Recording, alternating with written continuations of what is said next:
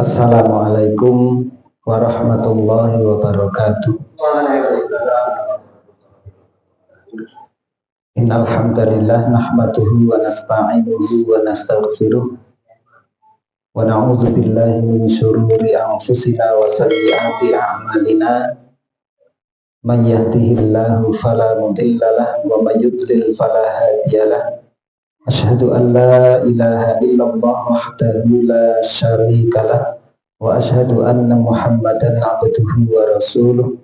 Allahumma salli wa sallim ala nabiyyina Muhammadin wa ala alihi wa sahbihi wa man tabi'ahum bi ihsanin ila yaumiddin. Qala Allah ta'ala fi kitabil karim, ya ayyuhalladzina amanu taqullaha haqqa tuqatih wa la tamutunna illa wa antum muslimun. Ya ayyuhalladzina amanu taqullaha wa qulu qawlan sadida yuslih lakum a'malakum wa yaghfir lakum dhunubakum wa may yuti'illaha wa rasulahu faqad faza fawzan 'azima. Bapak-bapak, ibu-ibu, saudara sekalian, jamaah sholat subuh yang semoga dirahmati Allah Subhanahu wa ta'ala. Alhamdulillah, marilah kita panjatkan puji syukur pada Allah pada pagi hari ini atas limpahan nikmatnya, hidayah dan rahmatnya. Kita bersama-sama dapat melaksanakan sholat subuh secara berjamaah dan dilanjutkan dengan kajian subuh dan nanti dilanjutkan dengan sarapan bareng. Sekali lagi kita tak henti-hentinya untuk bersyukur kepada Allah Subhanahu wa ta'ala, terutama adalah ketika kita diberikan kemudahan untuk melaksanakan amal-amal kebaikan, amal-amal ibadah kepada Allah Subhanahu wa ta'ala. Bapak Ibu sekalian, kegiatan pada setiap Ahad pagi ini merupakan pembinaan untuk kita semuanya agar kita bisa senantiasa membiasakan bangun pagi diawali dengan kita melaksanakan ibadah kepada Allah Subhanahu wa ta'ala, yaitu sholat subuh secara berjamaah. Apalagi kalau itu sudah diawali dengan sholatul lail, sholat malam, kemudian kita berdoa kepada Allah Subhanahu wa ta'ala, maka doa-doa pada sepertiga malam yang akhir ini ditunggu-tunggu oleh Allah Subhanahu wa ta'ala untuk diberikan, untuk dikabulkan. Jadi pada sepertiga malam yang akhir, di dalam hadis Allah itu turun ke langit dunia, ilas sama dunya. Kemudian Allah itu berfirman, man yada'uni fa'astajib lahu. Siapa yang berdoa akan aku kabulkan. Itu pada sepertiga malam yang akhir. Man yas'aluni fa'u'tiyahu, dan siapa yang meminta akan aku beri. Wa man yastaghfiruni fa'ughfir lahu. Siapa yang mohon ampun, istighfar, maka akan aku ampuni. Ini adalah merupakan media Allah memberikan malam yang terbaik pada ujungnya, pada akhir malam. Dan ini memang tidak mudah. Kalau kita bisa berdoa, bisa meminta, dan kemudian kita bisa beristighfar, maka ini sesuatu yang sangat baik, sesuatu yang sangat istimewa. Makanya memang Rasul Shallallahu Alaihi Wasallam itu sudah memberikan penjelasannya. Ketika kita tidur di malam hari, maka setan mengikat pada tengkuk kita dengan 3 ikatan sambil diberikan mantra. Mantranya adalah lailun tawilun farqud. Jadi kalau kita tidur, kemudian ada 3 ikatan dan diberikan mantra di situ. Lailun tawilun farqud, ya, malam masih panjang, tidurlah. Jadi kalau kita itu jongko tangi jam 3 arep sholat misalkan, jam 3 tangi, tapi nanti ada apa bisikan lailun tawilun farkut sih jam telu ya, malam masih panjang, subuh jam setengah 5 orang 5 turune, nah turune nanti dia bangun juga masih ada bisikan lagi, bangun jam 4 ya sih lailun tawilun farkut sih jam 4 turune subuh sih ono selawi menit, terus seperti itu. Makanya kemudian Rasulullah memberikan satu tips ketika kita bangun malam, kemudian kita berzikir kepada Allah Subhanahu wa taala dengan kita membaca doa alhamdulillahilladzi ahyana ba'dama amatana wa ilaihi nusyur. Ini satu, maka satu ikatan setan terlepas. Kemudian setelah itu berwudu, maka ikatan yang kedua terlepas. Setelah itu sholat, maka ikatan yang ketiga terlepas. Kalau tawanan setan kepada kita ketika tidur itu sudah semuanya terlepas dengan kita berzikir, dengan kita berwudu, dengan kita sholat, ya, maka pada pagi itu disebutkan oleh Rasul fa'asbaha nasyiton thayyiban nafsi. Pada pagi itu Anda akan hidup dengan penuh semangat, thayyiban nafsi, dan jiwanya bersih, jiwanya baik. Wa illa nek ndak bisa melepaskan ikatan tawanan setan itu, maka disebutkan asbaha khobiban nafsi kaslah. Pada pagi itu kalian akan buruk jiwanya dan akan menjadi malas. Malas karena tidak melaksanakan ibadah setelah itu. Nah ini memberikan satu tip untuk kita itu bisa meraih banyak prestasi ibadah pada waktu malam, diawali dengan sebelum subuh. Maka termasuk kita dosa-dosanya sangat banyak, kita selalu melazimi, dan ini adalah merupakan kebiasaan penduduk surga. Adalah apa? Mereka itu beristighfar di waktu sahur. Wal mustabirina bil ashab, senantiasa beristighfar di waktu sahur. Ketika sebelum subuh itu sudah beristighfar, sudah berdoa, sholat tahajud, mungkin tidak sholat tahajud, mungkin sholatnya sholat witir, tapi di situ kita sudah memuji kepada Allah, sudah menghadap kepada Allah Subhanahu wa taala, sudah meminta, ya, dan seterusnya. Maka ketika masuk waktu subuh, ini juga ada satu masukan ruh, makanan ruh yang sangat bergizi untuk kita melaksanakan ibadah wajib yang diawali dengan ibadah sunnah. Sudah azan subuh dikumandangkan, kemudian melaksanakan sholat sunnah fajar. Padahal sholat sunnah fajar hanya 2 rakaat, rakatul fajri, itu disebutkan khairun minad dunya wa ma fiha, itu lebih baik daripada dunia seisinya. Itu baru sholat sunnahnya, yaitu sholat sunnah fajar. Jadi ketika kita melaksanakan sholat sunnah fajar, kita sudah mendapatkan satu kebaikan yang sangat banyak pahalanya. Nah, apalagi sholat wajibnya. Makanya sangat beruntung kalau kita bisa melaksanakan sholat subuh secara berjamaah, apalagi wajibnya. Sampai-sampai disebutkan memang bahwa afqala sholatin munafikin, sholat yang paling berat bagi orang munafik itu adalah sholatul fajri wa sholatul isya, yaitu sholat subuh dan sholat isya. Ini adalah bagi orang-orang munafik, ini sholat yang paling berat untuk dilakukan. Makanya kalau sekiranya mereka orang-orang munafik itu tahu tentang pahala yang ada di antara kedua sholat itu, maka mereka akan mendatangi sholat isya dan sholat subuh secara berjamaah walau hatwan, walaupun dengan merangkak.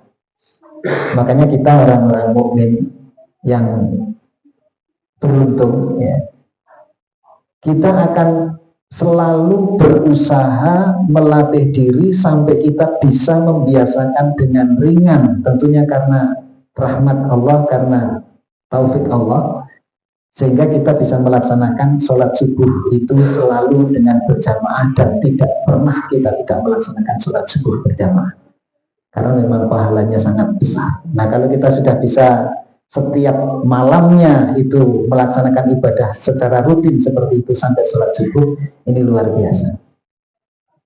Sholat subuh itu keutamaannya sangat banyak. Inna Qur'an al-fajri kana masyhuda. Sholat subuh itu sholat yang disaksikan oleh para malaikat.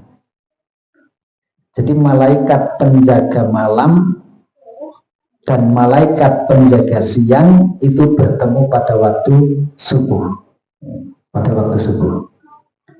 Jadi penjaga malam belum naik, sudah bertemu dengan pengganti sip malaikat penjaga siang. Penjaga siang. Nah, ketika penjaga malam naik, maka Allah akan bertanya kepada malaikat penjaga malam. Akan bertanya, kaifa taraktum ibadi, bagaimana keadaan hambaku kamu tinggalkan ketika tugas. Kemudian yang dia lihat terakhir terhadap hamba Allah Subhanahu wa ta'ala, menjadi saksi, ditanya oleh Allah, kemudian dia bersaksi, malaikat itu. Kemudian malaikat itu menjawab, padahal Allah sudah lebih tahu, ya. Tapi ini adalah tugas malaikat. Kemudian ditanya, maka malaikat itu menjawab. Apa jawabnya? Taraknahu, bahwa kami tinggalkan mereka, hambamu, ya, adalah mereka hum yusallun, mereka sedang melaksanakan sholat. Wa atainahu, dan aku datang ketika datang gantian sip, hum yusallun, mereka juga sedang melaksanakan sholat. Ini merupakan satu kebanggaan bagi orang yang bisa menjaga sholat subuhnya dan menjaga sholat asarnya. Karena pergantian sip malaikat itu adalah sholat subuh dan sholat asar. Penjaga malam datang waktu asar, dan penjaga siang asar ganti sip. Ya, makanya malaikat itu ketika melaporkan kepada Allah Subhanahu wa ta'ala, itu adalah taraknahu yusollu, ya. Jadi kami tinggalkan hambamu dalam keadaan sholat, wa atainahu hum yusallun, dan mereka aku datangi juga ketika mereka melaksanakan sholat. Nah, ini sholat subuh. Sholat subuh itu menjadi satu barometer keimanan kita. Ya, sampai-sampai itu kalau ada yang mengatakan kalau ingin melihat kekuatan kaum muslimin, ya lihat sholat subuhnya. Ya, kalau sholat subuhnya sudah sama dengan sholat Jumatnya, berarti keadaan kaum muslimin ini baik. Nah, makanya melalui penjelasan-penjelasan pengajian seperti ini di RTA, itu sebetulnya ingin membangun bagaimana minimal jamaah sholat, jamaah pengajian kita yang ada di RTA ini betul-betul bisa senantiasa membiasakan sholat subuh secara berjamaah. Kalau kita belum terbiasa melaksanakan sholat subuh secara berjamaah, masih kadang-kadang bangun, kadang-kadang tidak di waktu subuh, ini sebetulnya keadaan kita, iman kita itu sedang tidak baik-baik saja. Sehingga perlu untuk kita pikirkan, memikirkan ini adalah mempunyai prioritas yang lebih rasa takutnya ketimbang rasa takutnya ketika terhimpit dengan persoalan-persoalan duniawi. Ya. Sehingga kadang-kadang kita terhimpit persoalan duniawi sehingga meninggalkan sholat. Nah, ini kebaliknya, bahwa kita itu berusaha untuk menjaga sholat kita, berusaha untuk menjaga ketakwaan dan ketaatan kita kepada Allah. Allah pasti akan memberikan kemudahan dan jalan keluar kepada kehidupan kita. Nah, ini yang perlu dibangun, itu adalah pertama kali bagaimana kita senantiasa menjaga ketaatan kita. Ini maka di sini kita bersama-sama mari untuk setiap pekan kita itu baru. Ini terapi tapi setiap pekan ya. Terapi bagi para jamaah kita semuanya kaum muslimin termasuk saya, ayo kita awali pada waktu malam untuk meraih prestasi ibadah kepada Allah. Sebelum waktu subuh kita sudah melaksanakan ibadah, waktu subuh, pada subuh kita masih terus berpikir seperti ini. Nah, ini kalau kita bisa melaksanakan seperti itu, kita dari mulai bangun terus sampai ini nanti selesai, kemudian ditambahi dengan sholat 2 rakaat, itu pahalanya luar biasa yang sudah kita dapatkan. Kita sudah mendapatkan amal ibadah yang paling dicintai oleh Allah Subhanahu wa Ta'ala. Ya, kita beribadah yang disaksikan oleh para malaikat, kita ibadah sholat, kemudian menunggu sholat, ya kita sudah sholat sunnah, menunggu sholat wajib. Selama kita menunggu, kita didoakan oleh malaikat, ya Allahumma sholli alaihi, Allahumma arhamhu, atau Allahumma firlahu, Allahumma arhamhu. Ini doa malaikat kepada kita yang melaksanakan jamaah sholat. Semoga Allah senantiasa memberikan keselamatan, semoga Allah senantiasa memberikan rahmat dan kasih sayangnya, semoga Allah memberikan ampunan kepada kita. Ini sudah didoakan oleh malaikat. Belum dunia seisinya, belum sholat subuhnya, belum nanti kalau kita mendengarkan pengajian ini termasuk zikir, ya, zikir. Setelah zikir suruh, kemudian kita melakukan sholat isya 2 rakaat, itu pahalanya adalah seperti orang yang melaksanakan haji, pahala umroh, tamatan sempurna. Itu pahala yang kita dapatkan. Belum nanti dengan dari rumah berjalan menuju RTA semata-mata untuk melaksanakan sholat subuh. Satu langkah meninggikan derajat, satu langkah akan menghapuskan kesalahan, menghapuskan dosa. Terus seperti itu. Ini pahalanya jadi sangat banyak. Nah, kalau itu menjadi rutinitas, itu sebenarnya kita telah melaksanakan ibadah kepada Allah. Rutin, terus kita menjadikan rutinitas. Kalau belum menjadikan rutinitas, maka kita berusaha terus-menerus. Dan kita akan memberikan satu, mengingatkan terus, akan terus mengingatkan. Nah, syukur kalau belum bisa melaksanakan, bangun pagi, ya ini kita memang butuh bantuan. Aku kok turun tangine esok kok angel, nah itu kemudian kita nanti bisa saling membantu satu dengan yang lain. Kalau perlu kita mengadakan terapi bangun pagi selama seminggu. Sudah kita bersama-sama, ya mungkin tidur di sini atau tidak tidur di sini, jam 4 sudah sampai di sini, terus seperti itu. Nah, jam 4 bisa sampai di sini bagaimana? Mungkin dengan alarm HP atau yang lain kita saling mengingatkan, kemudian selama seminggu teruskan. Ya. Jadi memang saya kadang-kadang berpikir penting untuk kita itu melaksanakan misalkan sholat berjamaahnya itu bersama-sama di sini untuk menguatkan kepada para jamaah yang lain. Kemudian kita berikan tausiah. Dulu kita rencana setiap paginya itu kita ingin mengadakan tausiah walaupun 5 menit, ya, walaupun 5-10 menit. Nah, kalau itu dalam rangka untuk terapi, tidak masalah, ya, tidak masalah. Dalam rangka untuk terapi, memang yang kesini orang-orang yang membutuhkan untuk bagaimana bisa membiasakan bangun pagi. Ini pahalanya luar biasa. Dan itu sholat subuh itu di dalam hadisnya banyak sekali keutamaannya, termasuk man sholal bardain, barang siapa yang bisa melaksanakan sholat di waktu dingin, yaitu sholat subuh dan sholat asar, dakhalal jannah, maka dia akan masuk surga,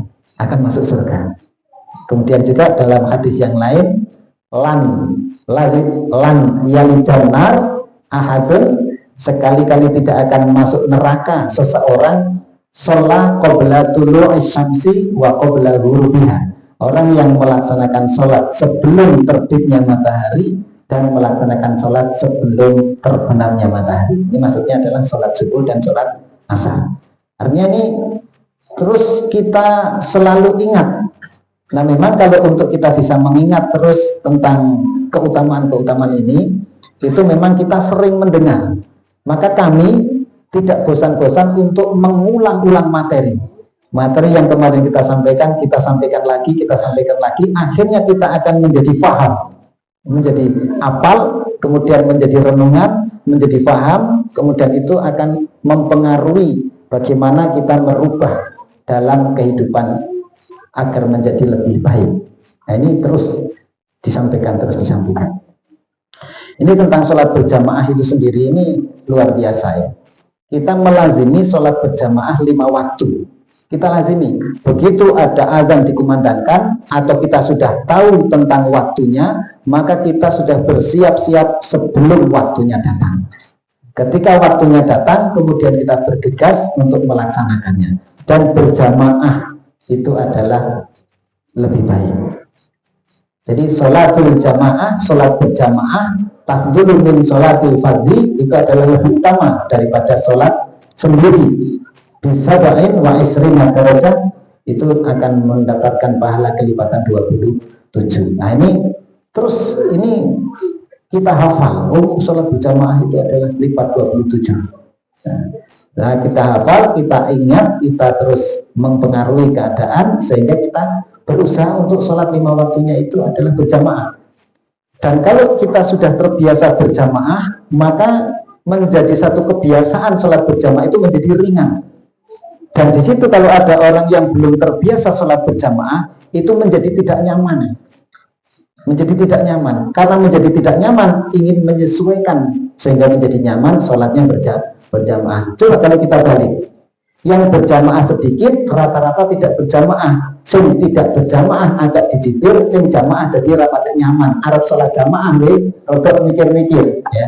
Mikir-mikir itu kok diarani sok suci dan sebagainya. Nah ini kita membuat satu lingkungan bagaimana sholat berjamaah itu terus kita lakukan. Dan memang sebetulnya sholat berjamaah itu sampai dalam kondisi sholat berjamaah itu, perkataan para salaf tentang berjamaah itu masya Allah. Ali bin Abi Thalib itu mengatakan bahwa sholatnya tidak sah bagi tetangga masjid kecuali di masjid. Saya baca begitu, ini perkataan Ali bin Abi Thalib. Jadi sholatnya tidak sah bagi tetangga masjid kecuali di masjid. Kemudian ketika itu ada yang bertanya kepada Ali, yang dimaksud tetangga masjid itu siapa? Nah kemudian dijawab oleh Ali, tetangga masjid itu adalah orang yang mendengar azan. Nah berarti orang yang mendengar azan itu memang kemudian ke masjid sholatnya. Ini menurut Ali bin Abi Thalib. Kalau menurut Ibnu Abbas, ya, bahwa orang yang tidak melaksanakan sholat subuh secara berjamaah, khususnya ini sholat berjamaah ya, sholat berjamaah. Ya. Kalau kita melihat ada orang yang tidak melaksanakan sholat berjamaah, maka kami berprasangka buruk kepada mereka. Apa prasangka buruk kepada mereka? Jangan-jangan ini telah terjangkiti munafik, terjangkiti oleh munafik. Karena apa itu? Orang yang malas dalam melaksanakan sholat, termasuk sholat berjamaah, itu adalah merupakan ciri orang-orang sholatnya orang-orang munafik. Sampai Ibnu Qayyim al-Jauziyah itu menyampaikan bahwa ada 6 sifat sholatnya orang munafik. 6 sifat sholatnya orang munafik. Dalam surat An-Nisa ayat 142 itu disampaikan, wa idza qamu ila sholati qamu kusala. Jadi orang-orang munafik itu apabila mereka berdiri untuk sholat, mau melaksanakan sholat, mereka berdiri dengan malas, yuraunan nas, dan mereka riak. Jadi kalau sholat subuh kita itu masih dengan malas letangi apa meneh li sholat, metangi wis malas apa meneh sholat, ini terjangkiti dengan sifat-sifat orang munafik, sholatnya itu malas. Ketika dia sholat dan sholatnya itu ingin dipuji oleh orang lain, dilihat oleh orang lain dan dipuji oleh orang lain, ini juga menjadi ciri sholatnya orang munafik. Jadi Ibnu Qayyim menyatakan ada enam ciri sholatnya orang munafik. Satu, sholatnya malas. Yang kedua itu sholatnya riya. Yang kedua riya. Kemudian yang ketiga itu mengakhirkan sholatnya, ya, mengakhirkan sholatnya. Kemudian yang keempat tergesa-gesa. Yang kelima wala yadhkurunallaha illa qalila, sedikit dia mengingat Allah. Yang keenam tidak berjamaah. Nah, ini hati-hati, kita bersama-sama coba menyesuaikan, ya, menyesuaikan sholat, sifat-sifat sholatnya orang yang munafik. Adalah orang munafik itu adalah diancam dengan neraka yang paling bawah, ya. Maka amal yang ini kita berusaha, ya. Satu, kita sholat dengan tidak malas, ya. Kemudian yang kedua untuk ikhlas. Yang ketiga tidak mengakhirkan waktunya. Kan disebutkan di dalam hadis itu, Rasul ditanya oleh Ibnu Abbas, Rasul ditanya tentang apa? Ayyul amali ahabba ilallah, amal apa yang paling utama di sisi Allah Subhanahu wa taala. Kemudian Rasul menjawab, as-sholatu ala waqtiha. Saya membaca lagi di dalam riwayat yang lain, as-sholatu li awwali waqtiha atau li waqtiha. Ada li waqtiha, li awwali waqtiha, ala waqtiha. Pokoknya sholat di awal waktu. Itu adalah amal yang dicintai oleh Allah Subhanahu wa taala. Nah, kalau kita sudah melaksanakan itu, insya Allah, ya, ini untuk membebaskan diri dari sifat-sifat sholatnya orang munafik. Kemudian tidak mengakhirkan, setelah itu tidak tergesa-gesa sholat kita. Kemudian kita berusaha untuk memahami, menghayati sholat kita. Jadi kalau orang munafik itu wala yadhkurunallaha illa qalila, dia tidak mengingat Allah kecuali sedikit, maka dalam sholat itulah kita banyak mengingat Allah Subhanahu wa taala. Dan yang terakhir dilaksanakan secara berjamaah. Dan kita bersama-sama untuk bagaimana kita melaksanakan sholat tapi terhindar dari sifat-sifat sholatnya orang munafik. Sholatnya orang munafik itu dijelaskan oleh Allah itu dalam surat An-Nisa 142. Ya, idza qamu ila sholati qamu kusala. Apabila mereka itu sholat, maka mereka berdiri sholat dengan malas. Yura'unan nas, mereka riak, ingin dipuji dilihat oleh manusia. Wala yadhkurunallaha illa qalila, dan mereka hanya sedikit mengingat Allah Subhanahu wa taala. Jadi orang munafik itu kalau sholat, misalkan ya sholat maghrib itu terus di waktu asar sudah di kumandangkan azan, ya dia tetap bekerja saja menunggu waktu sholat sampai ketika sholat maghrib itu hampir tiba, baru melaksanakan sholat maghrib itu dengan tergesa-gesa, dengan cepat-cepat, maka dia sedikit mengingat Allah Subhanahu wa taala. Nah, ini adalah kebalikannya, kita berusaha untuk sholatnya di awal waktu. Nah, ini terus kalau kita sudah terbiasa dengan seperti ini kita terapinya di RTA setiap Ahad pagi, seminggu sekali, ya. Mudah-mudahan ini nanti terus bertambah yang hadir, dan kemudian kita akan selalu memberikan penjelasan tentang amal-amal yang mesti harus kita kerjakan. Jadi kita berusaha untuk bagaimana para sahabat menanyakan amal-amal yang utama, kita juga ingin mendapatkan satu penjelasan tentang amal-amal yang utama, kemudian amal itu kita kerjakan. Kemarin sudah kita sampaikan tentang amal yang utama, ya, pada malam Kamis kemarin, itu adalah ahabbul a'mal ilallah, amal yang paling dicintai oleh Allah itu adalah apa? Adwamuha wa inqala, amal yang terus menerus kontinu walaupun sedikit. Kalau di sini tadi juga disampaikan, ya, bahwa amal yang paling dicintai oleh Allah apa itu? As-sholatu ala waqtiha, as-sholatu li waqtiha, as-sholatu li awali waqtiha, sholat di awal waktu. Jadi ini yang bisa kami sampaikan. Intinya mengajak-ngajak kepada para jamaah sekalian, mari, ya, dalam kegiatan Ahad pagi ini kita makmurkan, kita maksimalkan ya, undangan-undangan kita maksimalkan, dan semoga ini nanti akan bisa merubah bagi orang yang belum terbiasa bangun pagi dan melaksanakan sholat subuh dengan baik, maka itu akan menjadi tergugah dan bisa menjadi bagian dari kegiatan untuk merubah diri.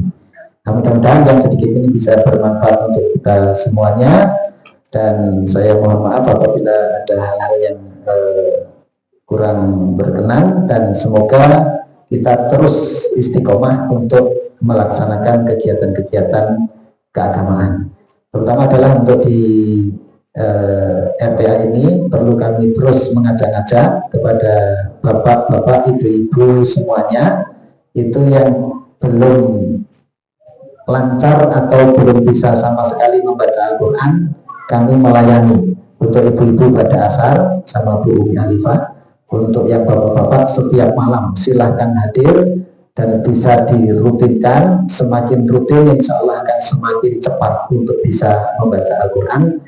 Insya Allah kalau sekarang mulai dari pemula Iqra 1, Ramadan yang akan datang panjenengan sudah bisa tadarusan ya. Ini adalah merupakan pelayanan kami, dan monggo diaktifkan. Pengajian pemahaman adalah pada malam Kamis, kemudian pada pagi hari ini, kemudian setiap malam kita melayani membaca Al-Quran.